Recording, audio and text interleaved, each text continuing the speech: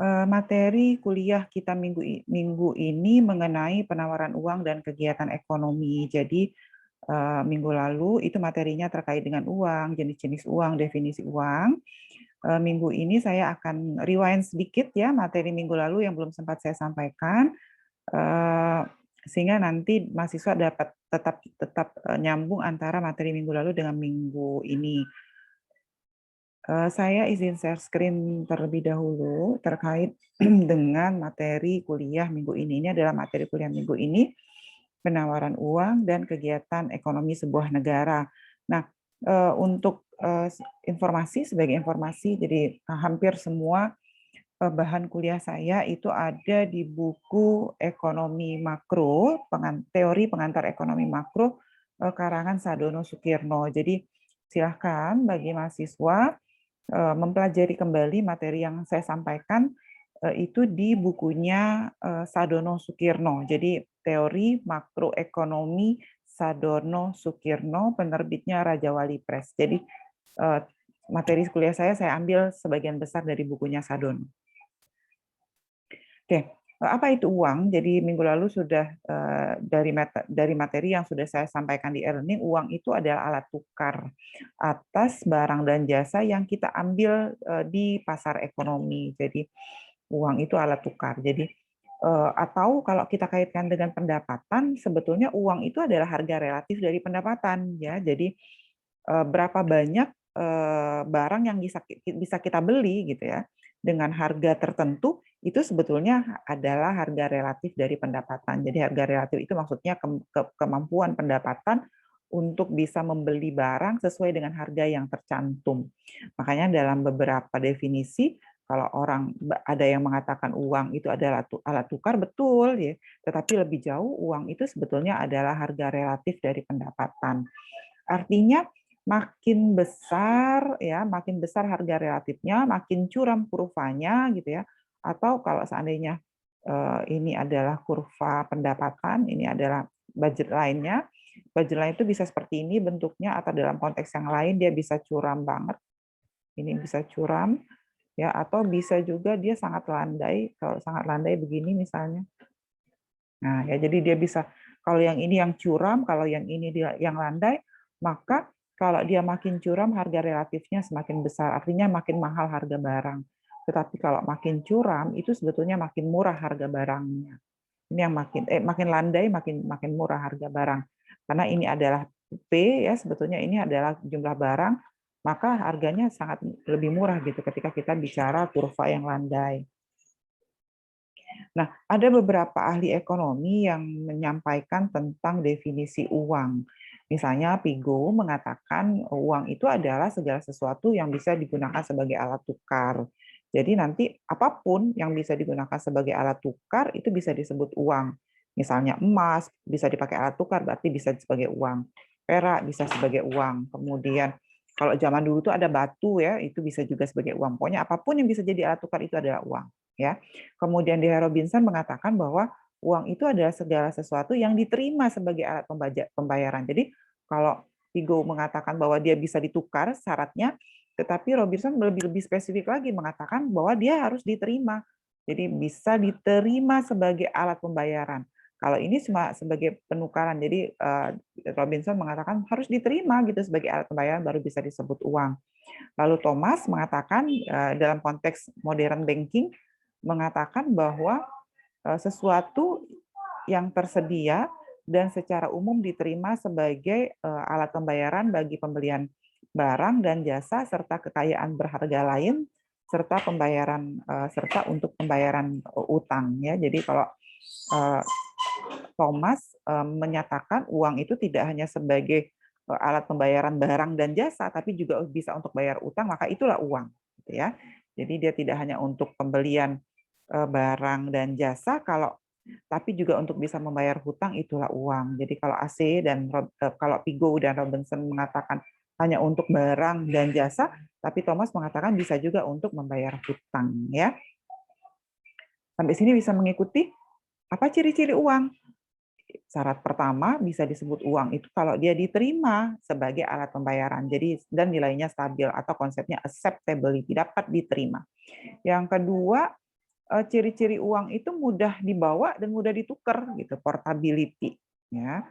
Kenapa dulu dulu emas bisa digunakan sebagai alat pembayaran gitu, sekarang nggak bisa lagi emas sebagai alat pembayaran. Kenapa? Karena emas itu nggak mudah dibawa gitu loh ya.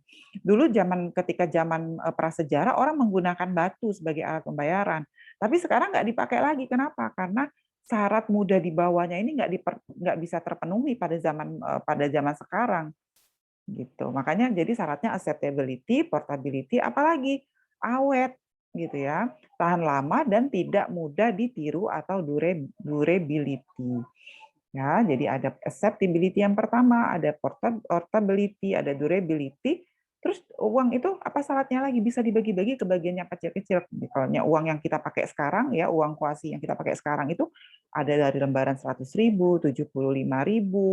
Ya, kalau kita punya uang 10.000, kita bisa tukar dengan uang 2.000 jadi 5. Nah, itu artinya dia dapat dibagi-bagi menjadi unit yang lebih kecil atau divisibility.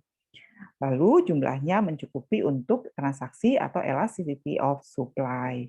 Ya, jadi ada 5 ciri uang, ada acceptability, ada portability, ada durability, ada divisibility, dan elasticity of supply. Nah, ada beberapa fungsi uang ya. Jadi yang pertama pasti kenapa uang itu lahir, uang itu bisa digunakan sebagai alat tukar. Jadi sebagai perantara untuk tukar-menukar. Dengan uang kita bisa mempersingkat waktu transaksi, hemat tenaga, ya. Kalau dulu pada zaman barter kita orang menjadi bingung gitu kalau mau nuker sapi dengan sayur misalnya. Sayurnya harus berapa banyak? Nah, gitu ya. Sehingga memerlukan waktu dalam transaksi ketika barter. Itu salah satu kekurangan barter. Nah, kalau dengan uang itu jadi hemat transaksi, waktunya singkat, nggak perlu banyak tenaga, terus udah jelas kalau harga kangkungnya 3.000 ya bayarnya 3.000. Jadi dia menjadi lebih sederhana.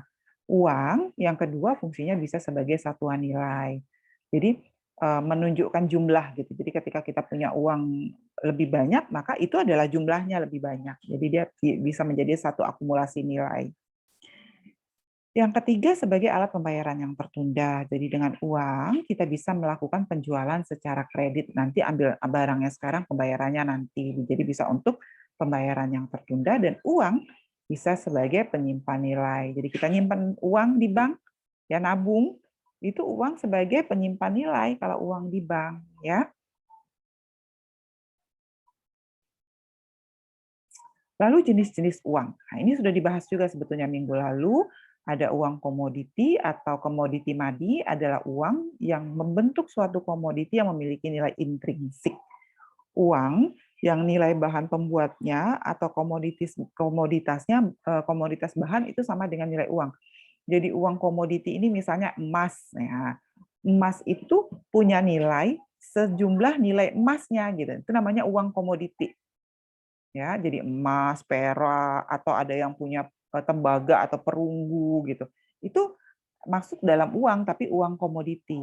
Kalau uang yang kita pakai sehari-hari, uang apa? Fiat money namanya, atau uang fiat. Uang yang tidak memiliki nilai intrinsik, tapi dia menjadi punya nilai karena ditetapkan oleh pemerintah. Ya, uang 100.000 itu kok kita tahu sih nilainya 100.000 gitu. Kalau seandainya pemerintah tidak menetapkan nilainya 100.000, kita nggak bisa tahu bahwa nilainya 100.000. Jadi dia tidak punya nilai intrinsik, tetapi mempunyai nilai karena ditetapkan oleh pemerintah. Itu yang fiat money. Jadi yang kita pakai sehari-hari, uang 100.000, 75.000, 50.000, 20.000, 10.000 itu adalah fiat money. Ya, tapi kalau emas, perak, perunggu itu adalah uang komoditi. Lalu ada lagi uang kartal. Uang kartal itu uang yang ada di tangan masyarakat dan sehari-hari digunakan untuk membeli barang dan jasa. Nah, bentuk uang kartal ini yang kita pakai, contohnya uang yang kita sehari-hari juga, bentuk uang kartal itu ada dua. Ada uang kertas, ada uang logam. Uang kertas yang paling banyak kita pakai ya, kalau uang logam sekarang sudah agak jarang, tetapi kita lebih banyak menggunakan transaksi dengan uang kertas. Ya. Ada uang giral. Jadi terkadang dalam beberapa rumah tangga itu mereka nyimpan uang tidak dalam bentuk tabungan tetapi dalam bentuk deposito, dalam bentuk giro. Nah, itu namanya uang juga. Jadi namanya uang giral adalah simpanan uang di bank yang bisa dicairkan secara mudah dengan menggunakan cek. Bentuknya bisa deposito berjangka, bisa juga rekening giro. Ya. Ada uang kuasi.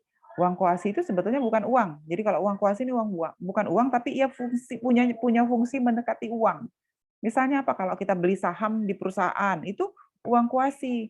Atau kita pemerintah gitu ya, beberapa waktu yang lalu pemerintah pernah mengeluarkan obligasi, pemerintah pernah mengeluarkan surat berharga ya, pemerintah ketika pemerintah butuh uang, mendesak gitu ya, dan uang itu misalnya bisa dapat dari dana masyarakat, maka pemerintah akan mengeluarkan obligasi dan surat berharga. Obligasi dan surat berharga itu nanti bisa dibeli oleh masyarakat. Nah, itu uang kuasi, uang kuasi. Jadi dia tidak berbentuk uang, ya bukan uang tapi punya nilai uang gitu. Sama kalau beli saham di perusahaan juga itu uang kuasi. Nah, sampai sini ada yang mau tanya silakan. Oke, jika tidak ada, motif uang. Kenapa sih rumah tangga itu memegang uang? Ya, Keynes mengatakan bahwa motif megang uang itu ada 3. Yang pertama untuk transaksi, tadi mau beli sesuatu, mau beli barang dan jasa, mau bayar hutang, ya itu transaksi. Tetapi ada juga orang yang menyimpan uang itu untuk berjaga-jaga. Ya, jadi disimpan uangnya, memegang uang itu untuk berjaga-jaga. Ada yang menyimpan uang untuk spekulasi. Jadi ada loh orang yang menyimpan uang untuk spekulasi. Jadi biasanya berkaitan dengan spekulasi, biasanya mereka beli uang itu untuk kegiatan-kegiatan lain yang sifatnya misalnya ada yang main di pasar saham dan sebagainya, itu adalah motif memegang uang untuk spekulasi. Kalau kita sehari-hari kita belanja, itu uang transaksi. Kalau kita nabung, itu biasanya kita simpan. Nanti kalau ada apa-apa nih, itu namanya uang untuk berjaga-jaga. Kalau komponen, berdasarkan komponen uang itu ada 4, ada M0, M1, M2, M3. Ya, jadi M0 itu mata uang yang diterbitkan oleh mohon maaf. M0 itu adalah mata uang yang diterbitkan oleh penguasa moneter, biasanya disebut dengan base money atau uang primer. Kemudian ada M1. M1 itu adalah mata uang yang terdiri dari travel checks, rekening koran, simpanan lain yang mudah dicairkan. Ya. Lalu ada M2. M2 itu adalah semua unsur dalam M1. Ya, jadi tadi di M1 ada rekening giro yang mudah dicairkan ditambah dengan tabungan, deposito jangka pendek, pasar uang dana bersama serta kategori lain atau uang kuasi juga masuk di M2. Kemudian M3 itu adalah uang dalam bentuk kepemilikan dana, misalnya commercial paper. Bentuk kepemilikan dana ini harus dicairkan lebih dulu sebelum digunakan untuk bertransaksi. Ya, jadi ada M1, M2, M3 biasanya kalau uang. Nah, ini sudah dibahas minggu lalu teori sisa uang. Jadi Alfred Marshall mengatakan bahwa perubahan dalam penawaran uang itu akan menimbulkan perubahan harga yang sama. Jadi ada kaitan antara penawaran uang dengan harga. Maka Alfred Marshall mengatakan bahwa M, jumlah uang beredar, itu adalah K dikali P dikali T, di mana K ini adalah share dari pendapatan masyarakat yang dipegang dalam bentuk uang tunai, P harga, T itu adalah jumlah transaksi barang dan jasanya, nilai transaksi barang dan jasanya. Irving Fisher mengatakan bahwa perubahan dalam penawaran uang akan menimbulkan perubahan yang sama tingkatnya pada harga. Apabila penawaran uang 5% nambah, maka harganya juga naik 5%. Itu kata Irving Fisher. Kemudian ada beberapa asumsi terkait dengan teori kuantitas. Yang pertama tadi ada laju penawaran uang atau V. Ya, jadi laju penawaran uangnya tetap dipengaruhi oleh faktor teknikal. Faktor teknikal itu adalah sistem pembayaran, ciri kegiatan perdagangan kepada penduduk itu biasanya tetap. Kesempatan kerja penuh selalu tercapai dalam ekonomi berdasarkan Say law, ya, hukum Say, supply creates its own demand.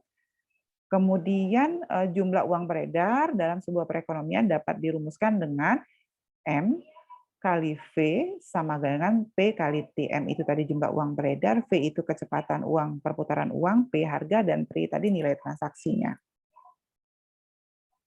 Contoh, dalam suatu perekonomian T sebesar 500, penawaran uang sebesar 200, dan laju peredaran uang sebesar 5, berapa tingkat harga? Maka kita masukin nilainya, M-nya tadi 200, V-nya kecepatannya 5, T-nya ya, ini T-nya 500 dikali dengan P, maka 2 kali 5 1000, maka P-nya adalah 2. Jadi harganya adalah 2 satuan atau 2 unit. Ini dengan harga yang sama ya, 2,5. Apa faktor yang mempengaruhi peredaran uang, jumlah uang yang beredar? Ya, jadi apa faktor yang mempengaruhi jumlah uang? Pertama, yang mempengaruhi jumlah uang beredar itu adalah defisit atau surplus anggaran pemerintah. Ya,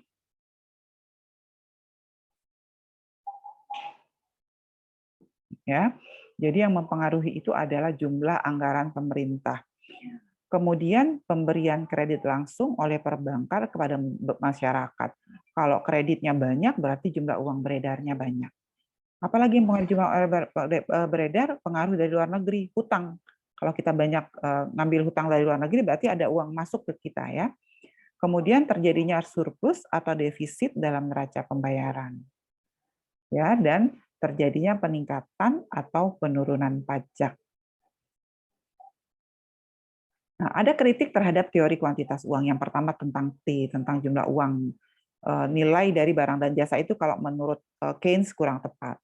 Kemudian laju peredaran uang tidak selalu tetap dalam jangka pendek dan dalam jangka panjang. Jadi mengukur V-nya itu juga nggak mudah gitu, karena dia ternyata berbeda. Lalu hubungan antara uang dan harga itu nggak rumit gitu, artinya nggak berarti ketika harga, kan Irving Fisher mengatakan bahwa kalau penawaran uang naik 5%, harga naik 5%. Nah, menurut Keynes itu teorinya tuh nggak sesederhana itu, nggak bisa nambah uang 5% langsung harga naik 5%, itu tidak sesederhana itu. Teori kuantitas hanya memperhatikan fungsi uang sebagai alat tukar dan transaksi, lalu mengabaikan efek perubahan penawaran uang terhadap suku bunga. Jadi di dalam teori kuantitas itu dia tidak memperhatikan bahwa dalam konteks memegang uang itu ada motif spekulasi di dalamnya, itu tidak masuk. Itu salah satu juga yang dikritik. Oke. Lalu menurut Keynes, tujuan memegang uang itu apa? Tadi ranahnya klasik, tujuannya untuk transaksi sama, tetapi untuk transaksi itu ditentukan oleh pendapatan nasional. Kenapa ditentukan oleh pendapatan nasional? Karena kata Keynes, pendapatan nasional itu adalah gambaran dari pendapatan masyarakat. Kalau pendapatan masyarakat naik, maka pendapatan nasional naik. Makanya ketika pendapatan nasional naik, pasti permintaan untuk transaksi juga naik. Karena kan tadi pendapatan nasional itu adalah gambaran dari pendapatan masyarakat. Kalau pendapatan masyarakat naik, pasti masyarakat maunya belanja, kira-kira gitu. Yang kedua, permintaan uang untuk berjaga-jaga juga ditentukan oleh pendapatan nasional. Semakin tinggi pendapatan nasional, maka makin tinggi pendapatan masyarakat, dan artinya pendapatan makin tinggi sharing dari pendapatan itu yang dipakai untuk berjaga-jaga. Nah, ini adalah gambaran teori Keynes terkait dengan permintaan uang untuk transaksi dan berjaga-jaga. Jadi tadi di depan disampaikan bahwa kalau pendapatan naik, maka permintaan uang untuk transaksi dan berjaga-jaga juga naik. Ya, jadi kalau Y-nya naik, pendapatan nasional naik, maka permintaan uang untuk transaksi dan berjaga-jaga juga naik. Yang ketiga adalah permintaan uang untuk spekulasi. Orang melakukan spekulasi di pasar saham, itu biasanya faktornya adalah suku bunga. Ya, kalau suku bunga tinggi, biasanya orang spekulasinya rendah. Kenapa? Kalau suku bunga tinggi ngapain mau main di pasar saham? Kalau suku bunga tinggi, mending uangnya diinvestasi, ditabung aja di bank.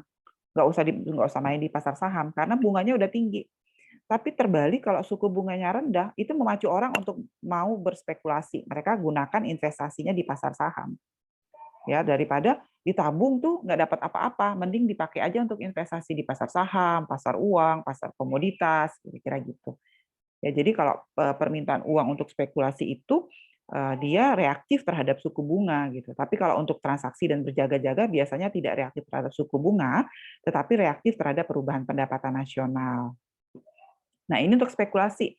Beda kalau yang untuk berjaga-jaga dan untuk transaksi tadi, sumbu tegaknya itu adalah Y, kalau yang tadi. Kalau ini sumbu tegaknya adalah R, karena dia responnya terhadap R. Dan bentuknya negatif, artinya apa? Kalau misalnya suku bunga turun, berubah dari R0 ke R1, maka ya jumlah permintaan uang untuk spekulasinya itu malah jadi Nih lihat, kalau suku bunga turun, jumlah uang untuk spekulasinya itu malah nambah.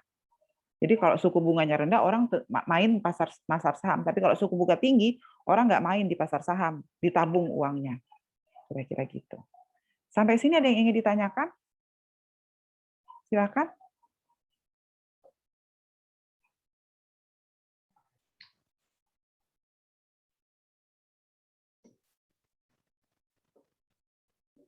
Belum ada, Bu. Belum ada. Lanjut ya, sebentar. Oke. Apa faktor yang menentukan tingkat bunga? Tentu saja permintaan dan penawaran uang.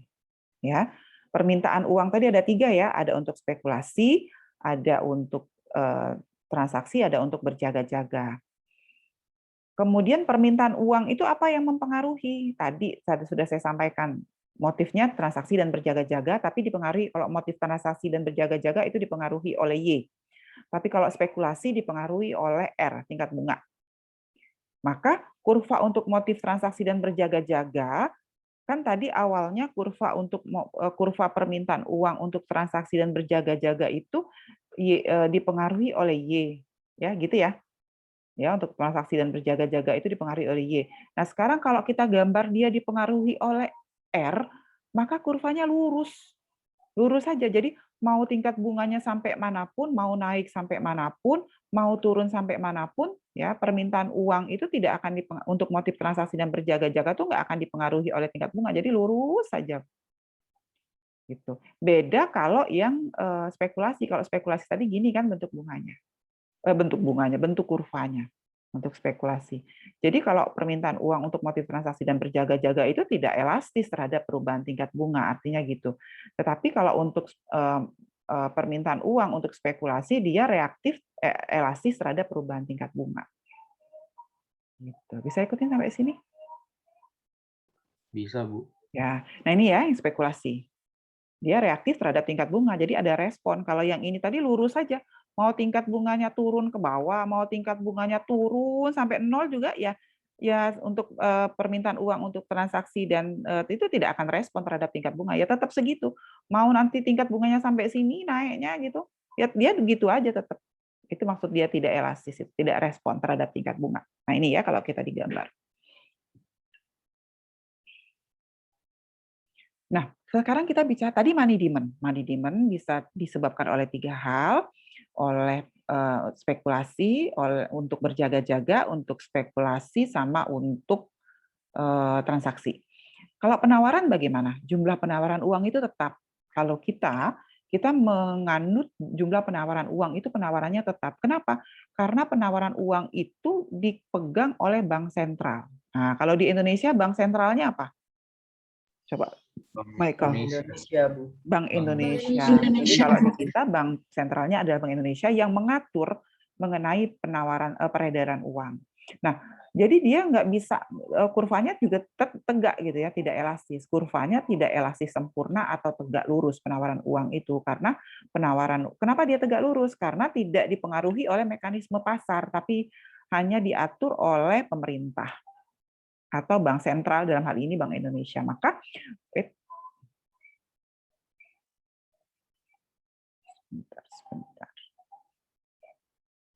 sebentar, apa saya Oke. Nah, ini jadi kurva dari money supply-nya itu dia selalu tegak lurus. Ya, kalau nanti Bank Indonesia menyatakan bahwa tambah peredaran uang, maka akan geser dari MS0 ke MS1, tapi bentuknya lurus. Ya, dia tidak reaktif terhadap suku bunga. Tetapi money demand ya, terutama uang untuk spekulasi itu reaktif terhadap suku bunga. Sehingga lihat kalau pemerintah harus hati-hati menambah money supply. Kalau money supply-nya nambah ya berarti kan dari MS0 ke MS1, maka tingkat bunga akan turun. Kalau tingkat bunga akan turun, maka money demand-nya akan geser dari sini dari M1 ke M2 money demand-nya. Nambah money demand-nya, terutama money demand untuk spekulasi. Nah, jadi hati-hati kalau tingkat bunga turun. Oke. Nah, Uang dan kegiatan ekonomi terkait dengan mekanisme transmisi, mekanisme transmisi itu mengatakan bahwa pengangguran selalu ada dan menyebabkan tingkat kegiatan ekonomi belum mencapai tingkat maksimum. Itu menurut Keynes ya. Nah, bagaimana cara memperbaikinya? Maka ada dua yang bisa dilakukan. Yang pertama, kita bisa menaikkan pengeluaran agregat. Ya, pengeluaran agregat itu dalam bentuk meningkatkan pengeluaran pemerintah atau meningkatkan ekspor dan impor, atau bisa juga menambah penawaran uang. Kalau nambah penawaran uang nanti bisa menambah pendapatan nasional. Oke. Mekanisme transmisi konsekuensi dari nambah uang, nambah penawaran uang, maka perubahan dalam penawaran uang akan menimbulkan perubahan dalam suku bunga. Tadi di Bapak depan sudah dibahas, kalau uangnya nambah, maka suku bunganya turun. Ya, kalau suku bunganya turun, maka nambah uang untuk spekulasi. Yang kedua, konsekuensi dari nambah penawaran uang, perubahan suku bunga, ya, oke, menambah suku bunga, menambah uang itu akan menurunkan suku bunga. Kalau suku bunga turun, orang akan memilih untuk tidak nabung. Ngapain gitu ya, karena ditabung bunganya, dapat bunganya lebih kecil daripada dipakai investasi. Sehingga biasanya kalau suku bunga turun, investasinya naik. Jadi kalau suku bunga turun, ini teorinya Keynes, maka investasinya akan geser dari I0 ke I1. Oke, apalagi dampaknya? Selanjutnya, perubahan penambahan uang itu dari investasi akan mengubah pengeluaran. Kan kalau investasi naik, investasi itu kan bagian dari pengeluaran agregat C plus I plus G. Maka kalau I-nya naik, pendapatan nasionalnya juga naik. Maka kalau I-nya naik, tadi perubahan I akan mengakibatkan agregat expenditure-nya naik. Kalau agregat expenditure-nya naik, pendapatan nasionalnya, ya, awalnya pendapatan nasionalnya di sini, tetapi setelah ada peningkatan investasi, ya, maka Y-nya naik dari Y0 ke Y1. Jadi peningkatan dari AE0 ke awalnya AE-nya ke AE0 naik ke AE1 karena ada peningkatan investasi.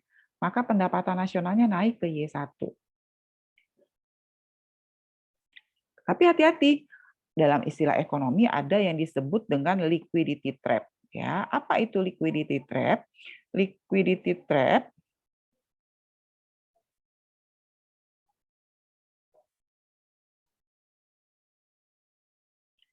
liquidity trap ya. Jadi apa itu liquidity trap? Liquidity trap itu adalah suatu keadaan di mana suku bunga dalam perekonomian mencapai tingkat yang sangat rendah dan menyebabkan permintaan uang untuk tujuan spekulasi menjadi elastis sempurna. Ya. Jadi kalau permintaan uang untuk spekulasi itu elastis sempurna, berarti dia sudah bentuknya bukan tegak tapi apa namanya? Horizontal, bukan vertikal lagi. Nah, ini adalah liquidity trap. Ya, jadi orang sudah akan ketika tingkat bunga nambah uang lagi, nambah uang lagi. Nah, ini yang dihindarkan oleh pemerintah gitu. Sebetulnya di satu sisi di awal tadi disampaikan bahwa ketika kita nambah penawaran uang itu kan Y-nya naik gitu. Tetapi dalam ekonomi makro ada konteks liquidity trap. Jadi hati-hati gitu. Tadi kan kita sempat berpikir, oh kalau gitu, kalau kita mau naikin pendapatan nasional, naikin aja money supply-nya gitu. Karena Y-nya pasti naik, tapi dalam ekonomi ketika pemerintah terus menambah uang, itu akan menyebabkan apa yang disebut dengan liquidity trap, di mana uang yang uang money supply yang dipakai itu ternyata tidak dipakai untuk investasi, malah meningkatkan spekulasi, malah dia main di pasar uang.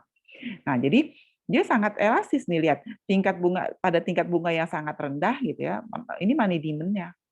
Money demand-nya nambah terus. Itu liquidity trap. Jadi pada saat sampai dengan MS dia masih bereaksi ya terhadap tingkat suku bunga.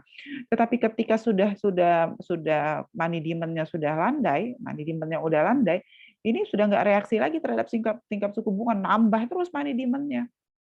Gitu. Namanya liquidity trap. Oke. Apa efek perubahan penawaran uang tadi terhadap agregat demand? Minggu lalu, 2 minggu yang lalu kita membahas tentang agregat demand. Perubahan uang tadi kita sudah sampaikan akan mempengaruhi keseimbangan Y sama E tadi yang ini. Tadi saya sudah sampaikan bahwa perubahan penawaran uang itu dampaknya bisa sampai ke sini. Jadi dia oke. Aduh, sebentar mouse-nya nggak keluar. Ya. Jadi perubahan penawaran. Oke, sebentar saya stop share dulu.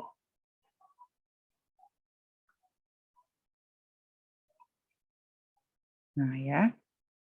Aduh, kenapa masih nggak mau keluar ya? Oke, ini aja.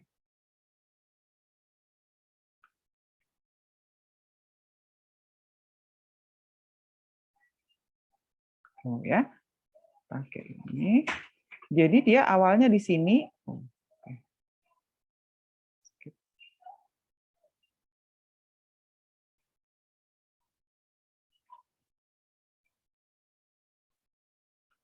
Ya, awalnya di sini, kemudian nanti pindahnya ke sini, kira-kira gitu. Ya, jadi penawaran uang itu akan mempengaruhi pergeseran keseimbangan pendapatan nasional dengan agregat expenditure-nya. Nggak mau jalan dia.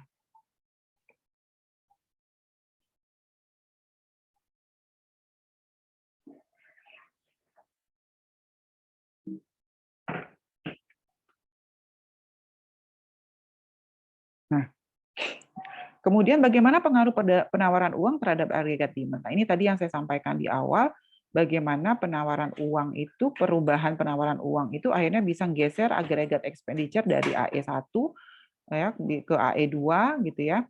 Nah, kalau agregat demand-nya bagaimana? Agregat demand-nya juga bisa geser dari AD ke AD2 gitu. Jadi perubahan penawaran uang itu akan mengakibatkan lebih jauh pergeseran kurva AD-nya ke kanan. Artinya kalau AD-nya geser ke kanan, pendapatan nasionalnya juga naik. Sama, jadi searah nih pendapatan nasionalnya. Nah, apa efek perubahan penawaran uang pada keseimbangan AD dan AS? Ya, jadi apa efek penawaran uang terhadap AD dan AS? Tadi ini ada kondisi 1 dan kondisi 2, ada yang kurvanya curam, ada yang kurva AS-nya landai. Ini ada nih, ada yang ini yang landai, ini yang curam. Akan kita lihat satu-satu apa efeknya. Pointer saya itu nggak mau nyala. Ini bisa nulis-nulis. Oke lah. Nah ya.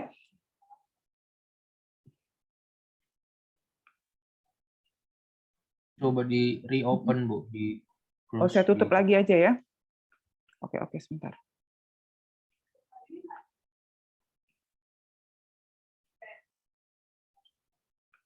Oke, save. Sebentar ya, saya close dulu.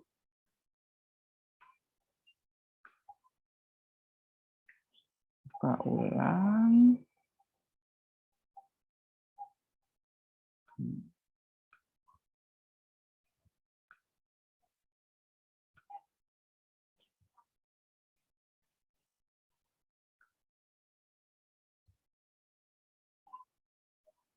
Oke, kita coba.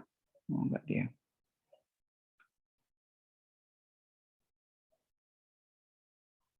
Oke ya, coba ya. Oke, ada ya.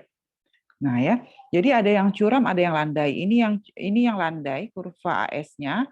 Ini yang curam. Ya. Nah, kita lihat yang pertama yang curam ini dulu dengan AD0. Jadi awalnya AS dengan AD0 itu keseimbangannya di E pada harga sebesar P0 dan pendapatan nasionalnya sebesar Y0 keseimbangannya. Tetapi kemudian ketika penawaran uang nambah, tadi sudah disampaikan sebelumnya bahwa kalau penawaran uang nambah maka AD-nya akan geser dari AD ke AD1. Ya. Untuk kurva yang landai, maka dia akan membentuk keseimbangan baru di E. Terjadi peningkatan harga, jadi terjadi peningkatan harga ketika ada penawaran, ketika ada penambahan penawaran uang, harganya naik, price-nya naik. Nih, lihat di sini naik, awalnya P0 menjadi P1 untuk yang landai. Maka ada keseimbangan baru di E1. Tapi apa yang terjadi untuk yang curam? Untuk yang curam, kurva AS yang curam, ya, dia peningkatan harganya kalau yang landai tadi kan hanya sampai sini nih. Tapi kalau yang curam peningkatannya sampai di P1. Jadi kalau yang awal keseimbangannya di sini, Untuk yang curam ketika AD-nya bergeser dari AD ke AD1, kan AD-nya sama nih, penawaran uangnya sama. Ya, tetapi keseimbangannya justru di E2. Peningkatan harganya justru lebih tinggi daripada kalau kondisinya kalau kondisinya di kurva yang landai. Jadi tadi kan Irving Fisher mengatakan bahwa kalau money supply naik 5%, maka harga naik 5%. Maka teorinya Irving Fisher itu terbantahkan karena peningkatan penawaran itu tidak langsung sesederhana itu gitu, langsung meningkatkan harga. Tadi saya sampaikan bahwa ketika penawaran uang naik, dia dampaknya dulu ke money demand, tergantung apakah dia digunakan untuk transaksi, untuk berjaga, untuk spekulasi, panjang efeknya sampai akhirnya bisa mempengaruhi agregat supply dan berdampak pada harga. Bisa ikutin nggak sampai sini? Ya, jadi tadi saya sampaikan, ini kan dibahas satu-satu nih, ya, bahwa dari sisi mekanisme transisi, ketika nambah penawaran, pertama reaksinya suku bunganya naik. Suku bunganya naik. Ketika nambah supply, suku bunganya turun. Apalagi setelah suku bunga turun, investasi naik. Ya, saya ikutin nggak? Jadi kita tuh MS-nya naik, maka R-nya turun, investasi naik. Apalagi kalau investasi naik, maka pendapatan nasional naik. Apalagi pendapatan, tapi hati-hati ya, pendapatan nasional naik, bisa terjadi liquidity trap. Ya, oke. Kemudian apalagi ketika dia pendapatan nasional naik, maka agregat expenditure-nya naik. Agregat expenditure naik, maka agregat demand-nya naik. Nah, ketika agregat demand naik dari sini, ya, kita pindahin kurvanya ke sini nih, agregat demand-nya geser dari AD ke AD1. Nah, ternyata respon dari peningkatan AD dari AD ke AD1 itu akan dipengaruhi, peningkatan harga itu akan dipengaruhi oleh bentuk dari agregat supply. Kalau agregat supply-nya landai, maka peningkatan harganya dikit. Tapi kalau agregat supply-nya curam atau agak tegak, maka peningkatan harganya banyak. Nah, jadi seperti itu maksud saya dampak dari peningkatan money supply. Jadi MS ya. MS-nya nambah. Kalau MS nambah, tingkat bunganya gimana tadi? R-nya gimana? Turun. Nah, R turun. R turun. Kalau tingkat bunga turun, orang terpacu untuk melakukan apa? Investasi. Investasinya jadi naik. Ya, investasi naik, maka kalau orang banyak investasi, Y-nya pendapatan nasionalnya naik, gitu kan? Pendapatan nasional naik. Kalau pendapatan nasional naik, itu gambaran dari meningkatnya pendapatan rumah tangga. Maka rumah tangga agregat expenditure-nya naik kan? Naik juga. Ya, kalau agregat expenditure naik, permintaannya naik, maka agregat demand gitu juga naik. Permintaan akan input barang dan jasanya juga naik. Nah, inilah sampai sini tadi. Nah, bagaimana dengan sebetulnya dari sini kan kita bisa tahu dari agregat demand kan dia berdampak terhadap price. Berdampak terhadap price. Nah, dampak terhadap price itu dipengaruhi oleh elastisitas dari kurva agregat supply-nya. Apakah dia curam atau dia landai. Kalau dia landai, maka harga itu naiknya dikit. Naiknya dikit. Gimana nih? Naiknya tuh dikit. Nah, kalau dia landai. Tapi kalau dia curam, naiknya banyak, agak tinggi dikit naiknya. Nah, kira-kira gitu. Bisa ikutin nggak sampai sini? Jadi, di depan Irving Fisher mengatakan bahwa money supply naik 5%, kalau Irving Fisher mengatakan bahwa kalau ini naik 5%, ya, maka kata Irving Fisher tuh price tuh langsung loh naik 5%, kata Irving Fisher gitu. Price-nya juga naik 5%. Begitu menurut Irving Fisher. Nah, artinya apa? Belum tentu kalau money supply naik 5%, price naik 5%. Karena ini prosesnya panjang. Prosesnya panjang, terakhir juga dipengaruhi oleh kondisi agregat supply-nya. Apakah curam atau landai? Bisa ikutin nggak? Sampai sini. Bisa, Bu. Bisa ya? Itu inti dari materi kuliah kita hari ini. Lanjut. Oke, sekarang bank sentral. Tadi minggu lalu juga sudah dibahas bahwa tentang bank sentral ya, kebijakan, tapi di ujungnya tuh sedikit dibahasnya. Oke, jadi di semua negara itu biasanya punya bank sentral. Jadi yang mengendalikan bagaimana kebijakan moneternya itu berjalan. Kalau di Indonesia, bank sentralnya itu Bank Indonesia. Jadi Bank Indonesia itu tidak sama dengan bank umum gitu, bukan dia tidak di Bank Indonesia dia tidak kita nggak bisa nabung di Bank Indonesia ya, kita nggak bisa pinjam kredit dari Bank Indonesia, nggak, karena fungsinya adalah fungsi moneter. Nah, bank sentral itu ada dua kebijakan yang biasanya dia ambil, ada kuantitatif dan ada kualitatif. Kuantitatif itu apa? Operasi pasar terbuka, kemudian ada politik diskonto dan bunga pinjaman, dan ada penggunaan cadangan minimum. Kualitatif biasanya dilakukan dalam bentuk pengawasan pinjaman yang dilakukan oleh bank-bank umum dan pembujukan moral. Pembujukan moral itu misalnya kalau sekarang masyarakat diminta untuk banyak konsumsi gitu. Nah, itu bujukan-bujukan moral. Itu termasuk kebijakan bank sentral juga. Kita bahas satu-satu. Kebijakan moneter kuantitatif ya. Apa itu namanya saja kuantitatif. Kalau dia kuantitatif berarti dia kebijakannya real dalam bentuk tingkat bunga, nambah uang, nambah obligasi gitu ya, kuantitatif. Ada langkah bank sentral yang tujuan utamanya adalah untuk mempengaruhi jumlah penawaran uang dan suku bunga dalam perekonomian. Jadi yang di-manage itu dua sih sebetulnya, penawaran uang dan suku bunga. Ada 3 jenis, melakukan jual beli surat berharga di pasar terbuka dan pasar modal. Ya, jadi pemerintah beberapa tahun yang lalu pernah tuh jual surat berharga dalam kondisi ekonomi yang sangat sulit gitu ya. Kita harus menyelamatkan, maka kita harus jual surat berharga. Ya, namanya dalam bentuk operasinya operasi pasar terbuka. Jadi menjual obligasi atau surat berharga. Ada tuh beberapa yang membeli surat berharganya. Kemudian bisa juga dalam bentuk membuat perubahan suku bunga, tapi hati-hati ya kalau suku bunga turun atau naik itu berpengaruh terhadap investasi sama tabungan. Ya, kalau suku bunga naik, orang memilih nabung atau memilih investasi kira-kira? Nabung. Kalau suku bunga naik, Nabung. nabung. Nabung, Bu. Oh, Iya. nabung. Jadi hati-hati kalau tingkat suku bunga naik, ngapain capek-capek mau investasi? Investasi kan capek. Harus bikin project dulu, harus bikin desain, kan nanti belajar analisis kelayakan usaha tuh. Nah, nanti kalau mau bikin project, mau investasi itu kan harus bikin side plan-nya, bisnis plan-nya dulu, sebagainya baru bisa dilaksanakan. Panjang gitu. Jadi kalau tingkat suku bunga tinggi, orang nggak mau investasi gitu. Tapi hati-hati kalau tingkat suku bunga tinggi, orang rajin nabung nggak investasi. Kalau tidak ada investasi, maka tadi kan dampak dari investasi itu Y, meningkatkan pendapatan. Karena investasi itu berarti bisa menyerap tambahan tenaga kerja baru, bisa membuka lapangan kerja, bisa menghasilkan barang dan jasa, akhirnya pendapatan naik. Nah, jadi makanya pemerintah harus betul-betul hati-hati memanage tingkat bunga antara menurunkan atau menaikkan, karena dua-duanya bisa punya efek positif dan negatif. Lalu yang ketiga adalah perubahan atas cadangan minimum. Jadi di bank sentral itu ada cadangan uang yang disimpan. Kalau memang kondisi biasanya kalau cadangan uangnya kita nih dalam kondisi kondisi kita kan tadi kan saya sampaikan bahwa kalau money supply naik itu bisa naikin Y sebetulnya dalam bahasa tertentu. Nah, kalau ketika kita memutuskan untuk menambah money supply itu bisa dilakukan dengan beberapa cara.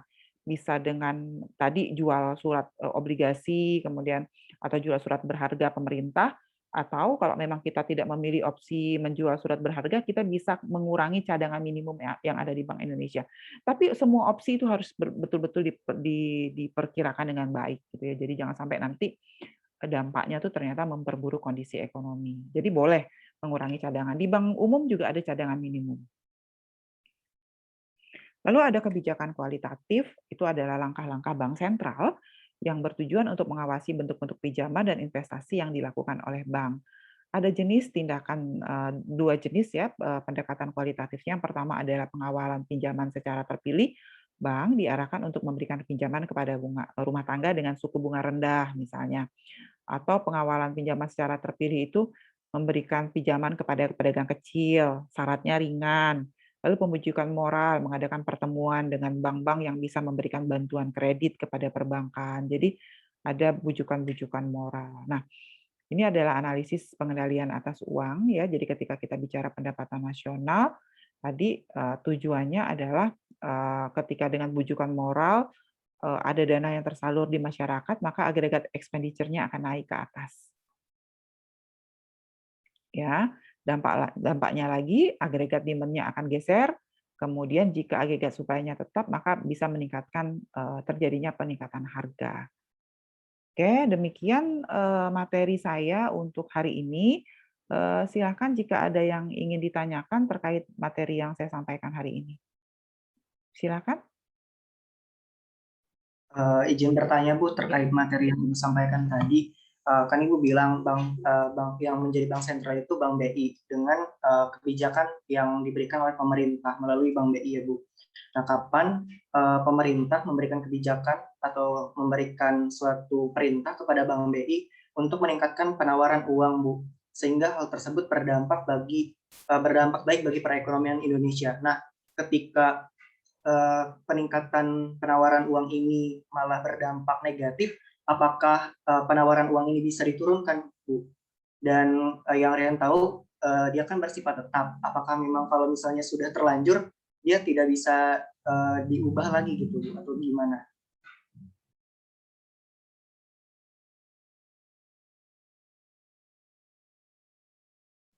Bu, itu mic-nya belum hidup, Bu. Oke, baik, makasih. Oke, bagus Rian pertanyaannya ya. Jadi agak berat pertanyaannya ini. Biasanya kalau sudah sampai detail begitu, kita bahasnya di S2 ya, di Advanced Macroeconomic ya. Jadi sebetulnya pemerintah tidak boleh, makanya tadi saya sampaikan, pemerintah melalui bank sentral tidak bisa sembarangan memutuskan meningkatkan money supply. Jadi kebijakan nambah money supply itu sangat jarang dilakukan. Jadi biasanya pendekatannya itu pakai pendekatan, ada kebijakan makro itu ada fiskal, ada moneter, biasanya pakai fiskal dulu. Yang paling enak di-manage itu fiskal, pajak, subsidi, kemudian bea masuk, impor, itu dulu yang biasanya akan di-manage. Jadi kebijakan money supply itu sangat-sangat jarang diambil dan mungkin sudah lama tidak diambil. Jadi beberapa tahun yang lalu diambil, tapi tidak dalam bentuk mengurangi cadangan. Jadi bukan melepas uang begitu saja, bukan, tetapi justru dengan menjual obligasi atau saham. Gitu. Sehingga jadi terkontrol. Jadi kalau melepas dengan mengurangi cadangan itu, kalau kondisi negara kita sudah betul-betul sangat tidak baik gitu ya, baru akan dilakukan dan sudah lama tidak dilakukan, menambah money supply dengan mengurangi cadangan minimum. Jadi yang biasanya yang akan dilakukan adalah memanage tingkat suku bunga, tapi memanage tingkat suku bunga itu juga tadi dengan melalui penawaran kredit. Kalau toh misalnya kita akan lepas money supply pelan-pelan, biasanya diberikan kepada bank umum. Kayak sekarang itu kan sebetulnya pemerintah pelan-pelan mau nambah money supply, tapi tidak bisa sembarangan. Nah, nambahnya dengan cara bagaimana? Memberikan kredit berbunga murah kepada UMKM. Jadi harapannya apa? Ketika nanti money supply-nya nambah, lewat UMKM, UMKM-nya berkembang, bisa menciptakan kesempatan kerja, berarti kan yang naik tidak hanya pendapatan si UMKM, tapi juga pendapatan orang yang bekerja. Jadi harus hati-hati, harus seperti itu. Bahkan nanti sebetulnya dalam ekonomi makro itu, dalam hitungan ekonomi makro yang lengkap tuh kita bisa tahu. Makanya kadang-kadang orang ekonomi makro itu bisa jadi peramal gitu ya, tapi bukan peramal dalam tanda kutip, peramal masa depan dengan menggunakan logical thinking ya gitu. Artinya dia bisa tahu, orang ekonomi makro itu bisa tahu, oh itu nanti bakal naik, oh itu efeknya bisa sekian persen. Itu ada hitungannya gitu, dan salah satu alat analisis yang bisa dipakai untuk menghitung. Dia kan nanti misalnya nih saya mau tahu, Bu, sebetulnya fix-nya itu kalau kita nambah money supply 5%, fix-nya itu kalau untuk kondisi Indonesia harganya naik berapa persen sih, Bu? Sebetulnya kan gitu ya pertanyaannya mungkin. Nah, itu bisa dianalisis. Itu bisa dianalisis gitu. Alat analisisnya salah satunya adalah kalau nanti kita belajar di ekonometrika. Jadi di ekonometrika itu kita akan bisa memprediksi kenaikannya tuh sampai berapa persen. Kalau dengan catatan kalau model ekonometrika yang dipakai untuk analisisnya adalah model simultan, minimal model simultan. Jadi di ekonometrika itu kan kita belajar dari yang satu persamaan, satu variabel, satu persamaan dua variabel, satu persamaan banyak variabel. Nah, sampai yang banyak persamaan banyak variabel. Nah, yang bisa menganalisis sebanyak itu tuh adalah yang banyak persamaan banyak variabel dan biasanya modelnya simultan. Jadi dengan model simultan itu kita bisa memprediksi money supply-nya bagaimana gitu ya, seperti itu kira-kira. Saya sebentar. Ada lagi yang mau tanya sambil saya coba cari sesuatu yang bisa saya tunjukkan terkait dengan pergerakannya ya. Silakan kalau ada yang mau ditanyakan. Bu, izin bertanya, Bu. Silakan. Silakan. Kenalkan, saya Rizka Aditya Putra dari kelas A Agribisnis Indralaya, Bu. Rizka, iya. Bagaimana jika nilai mata uang suatu negara itu tidak berharga, Bu? Seperti yang terjadi pada negara Venezuela, kalau nggak salah pada tahun 2012 itu, nilai tukar $2 US dollar itu bisa ditukar dengan uang Venezuela itu sekitar 2,5 miliar. Betul, ya. Itu penyebab nilai mata uang Venezuela seperti itu gimana ya, Bu? Dan cara mengatasinya jika itu terjadi. Oke, baik. Saya paham maksudnya. Jadi di Venezuela itu mau beli telur itu bisa berapa puluh juta kira-kira itu harganya. Ya, mau beli 3 telur tuh harganya bisa beberapa puluh juta. Gitu ya, kira-kira gitu. Di Indonesia pernah mengalami yang seperti itu tahun 1965. Ya, jadi Indonesia pernah ngalami gitu. Kita pernah ngalami. Jadi waktu itu sampai kita harus melakukan pemotongan nilai mata uang. Waktu itu sampai seperti itu. Jadi karena nilai mata uangnya udah terlalu besar. Ya, jadi sudah inflasinya tuh sudah sangat tinggi gitu. Jadi penyebab kenapa dia itu adalah salah satunya adalah inflasi, Rizka. Ya, jadi kita akan bahas kenapa nilai mata uangnya tuh jadi turun. Kalau kita bicara nilai mata uang berarti nilai mata uang kita terhadap luar negeri. Kalau ini memang nilai uang di negaranya tuh memang rendah di Venezuela ini, itu makan mau beli 3 telur itu bisa sampai berapa juta gitu. Saking ininya. Jadi kalau mau beli 3 telur itu harus bawa uang sampai sekantong gitu misalnya, untuk saking ininya gitu. Itu yang terjadi. Makanya kita juga harus hati-hati dalam mengelola perekonomian supaya tidak terjadi seperti yang terjadi di Venezuela gitu. Kita pernah mengalami itu tahun 1965. Jadi akhirnya waktu itu karena sudah, jadi kan akhirnya dilakukan pemotongan nilai mata uang. Jadi waktu itu misalnya 1 juta itu jadi 10.000 kalau nggak salah. Dipotong nilai mata uangnya. Sehingga harga barang yang awalnya 1 juta, misalnya mau beli apa gitu ya, beli kursi harganya 1 juta, dulu kalau 1 juta itu bisa beli mobil. Mobil harganya 1 juta itu harganya sudah di 10.000. Jadi dilakukan pemotongan nilai mata uang. Itu akan kita bahas minggu depan sebetulnya terkait dengan devaluasi, revaluasi dan sebagainya. Jadi bisa betul. Makanya dalam mengelola ekonomi itu memang harus hati-hati. Nah, terus satu lagi kalau kita di agribisnis itu sayangnya hanya mempelajari ekonomi makro itu hanya 1 kali. Ekonomi makro saja udah selesai. Sebetulnya kalau dianalisis lebih lanjut, kalau di anak-anak ekonomi pembangunan ya, itu mereka ada sejarah pemikiran ekonomi dan di sana kita memahami bahwa ternyata ekonom-ekonom itu, kenapa ekonom-ekonom itu suka berdebat gitu. Karena ternyata mereka tuh punya mazhab-mazhab, ada yang pengikutnya Adam Smith, ada yang pengikutnya Keynes, ada yang pengikutnya Reaganomics, ada yang pengikut, jadi gitu. Dan itu yang menyebabkan mereka akhirnya sering, kalau menurut saya tuh nggak tepat begini-begini, seperti itu. Ya gitu ya Rizka, jawabannya. Betul, jadi itu pernah terjadi juga di Indonesia. Mungkin kalau mau tanya sama neneknya yang masih ini yang lahir tahun 1940-an itu ya kan, pada saat tahun 60 berarti 20 itu masih bisa cerita beratnya kondisi kita tahun 1965 itu. Sehingga kita harus lakukan pemotongan mata uang. Waktu itu sempat masuk tahun 2000-an ya, krisis 97-98, belum lahir juga ya. 97-98 itu kita sempat juga mau melaksanakan itu waktu krisis moneter. Ya. Oke. Luki, silakan Luki.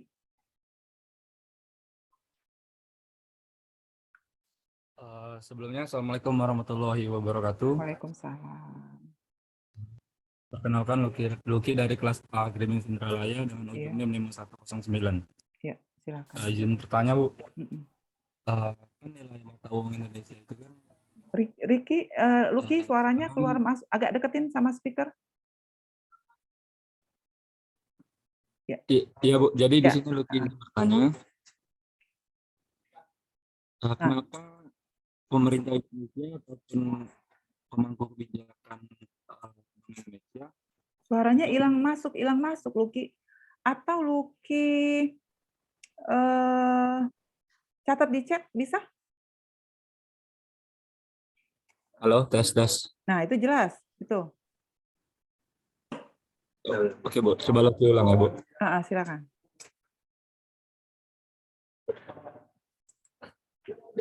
Kenapa pemerintah Indonesia itu nggak melakukan pengukilan nilai mata uang, Bu? Apa nilai mata uangnya diapain? Tidak melakukan? Kenapa nggak dikecilin aja nilai mata uang? Nggak melakukan kebijakan pengecilan nilai mata uang? Oh, sekarang ini. Untuk sekarang. Untuk sekarang ya. Oke. Benar nggak, Bu? Ya, saya ulang ya. Mengapa pemerintah tidak melakukan pengecilan nilai mata uang? Maksudnya gitu. Iya, Bu. Oke. Ya, jadi pertanyaannya mirip sama pertanyaan Rizka ya. Jadi kayak di Venezuela tadi, dan itu sebetulnya sudah pernah dilakukan oleh pemerintah. Ada banyak hal. Jadi mengelola ekonomi makro itu tidak mudah dan memang harus hati-hati, Luki ya. Jadi nggak bisa sembarangan melakukan pemotongan nilai mata uang. Sebetulnya memang kalau dibandingkan dengan Jepang, dibandingkan dengan Malaysia, dengan Korea, yang paling kecil gitu ya mata uangnya itu Jepang sebetulnya. Jadi Jepang itu cuma 1 yen, pakai 1 yen, 2 yen, masih 1, 2 gitu ya. Kalau kita tuh kan sudah nggak ada lagi 10, kita paling rendahnya ya anggaplah 500, kita sudah nggak ada lagi ya Rp500, 1.000 gitu kalau kita. Tapi untuk melakukan pemotongan mata uang itu juga tidak hal yang mudah gitu. Artinya nanti uang 100.000 jadi 50.000 misalnya, atau dikurangi 100.000 jadi 10.000. Itu kalau memang kondisi, kalau sekarang kan kondisi kita bukan kondisi yang betul-betul mengkhawatirkan secara ekonomi menurut saya gitu dibandingkan negara lain. Jadi tampaknya masih belum perlu bagi kita untuk melakukan pemotongan nilai mata uang. Ya kalau kayak Venezuela tadi udah ada langsung harus melakukan pemotongan itu nilai mata uangnya. Supaya jangan sampai kebeli telur aja harus sampai berkarung-karung uangnya. Bu, Ya. emangnya itu berdasarkan, misalkan kan bahasa ekonominya kan summary kan, Bu ya. Masa ekonomi. Jadi bahasa ekonominya kan summary. Sunring. Suaranya tuh putus-putus. Sunring apa atau dicatat aja. Halo. Suaranya tuh nggak jelas, Luki. Ya, Bu. Jadi kan kalau istilah ekonominya kan summary. Jadi emangnya ini nih apabila dilakukan pertimbangannya lebih banyak negatifnya ya, Bu. Oke, Sunring ya. Sunring. SANERING gitu, Luki ya, betul ya?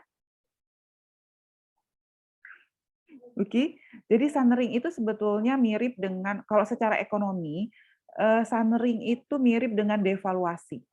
Ya, jadi kalau di ekonomi itu kita menyebutnya devaluasi. Jadi salah satu wujud kebijakan pemerintah untuk menurunkan nilai mata uang, ya supaya nanti daya beli masyarakatnya tuh jadi apa ya? Supaya nanti daya beli masyarakatnya turun gitu kali. Kalau menurut saya sih ya, karena dia sama dengan kebijakan devaluasi. Tetapi kalau pemotongan nilai mata uang, itu namanya redenominasi. Jadi dia menyederhanakan mata uang. Beda dengan Sunring tadi. Kalau Sunring tadi tuh dia kebijakannya kebijakan devaluasi mata uang. Kalau Sunring tuh mata uangnya kalau yang saya sampaikan itu adalah redenominasi. Jadi dia dari 100.000 menjadi 10.000. Bukan Sunring dalam konteks devaluasi gitu. Ini sebetulnya kebijakan devaluasi, revaluasi ini akan kita bahas minggu depan. Ya, jadi kan ada redenominasi kebijakannya tuh, ada devaluasi, ada revaluasi. Nah itu minggu depan ya, Luki kita bahas ya. Luki masih mati? Oh, ya. Heeh. Ya, Ya. Oke, ada lagi?